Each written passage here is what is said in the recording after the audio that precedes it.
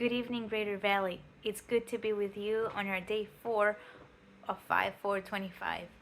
Our topic for today is based off Isaiah 7:14, which is God's presence is with us through Jesus Christ, Emmanuel. The account of Isaiah happens when Ahaz was king in Judah around 735 BC, and at that point, the king of Syria with the king of Israel had come together in war against Judah. And the Bible tells us at the beginning of the verse that the hearts of the king and the people trembled with fear, like trees shaking in a storm. During this time, Isaiah, following God's orders, went to see Ahaz to deliver a message.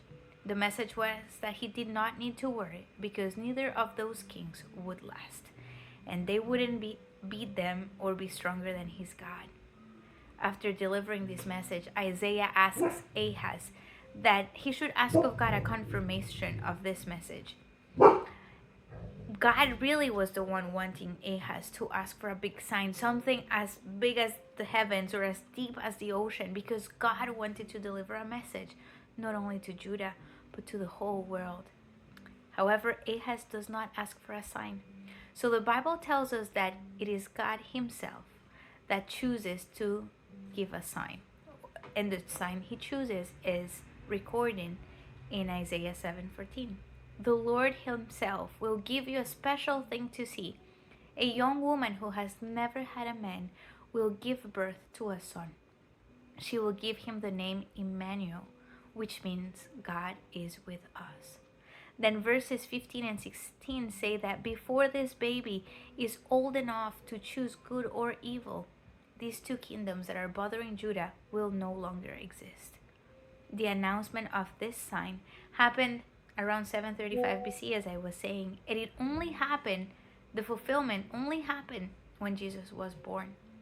So I was thinking, why would God give a sign to Ahaz that he wouldn't see the completion of? And the thing that came to my mind is that God was using the history of his people, recorded in the Bible, to share the good news of a Savior with the world.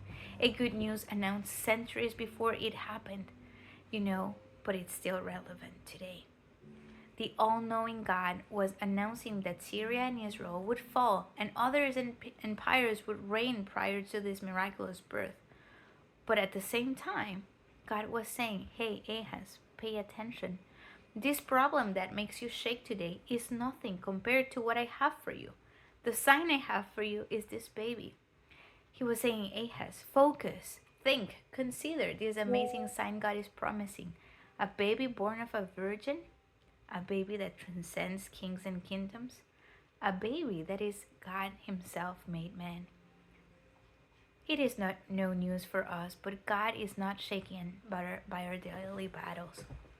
He holds eternity, giving Ahaz a sign that was so big. He was inviting him, and he is inviting us to look beyond our circumstances and ponder this miracle. Christmas is a beautiful season, but it can be very busy. At times it might even be sad because so many mixed feelings, It's a big season.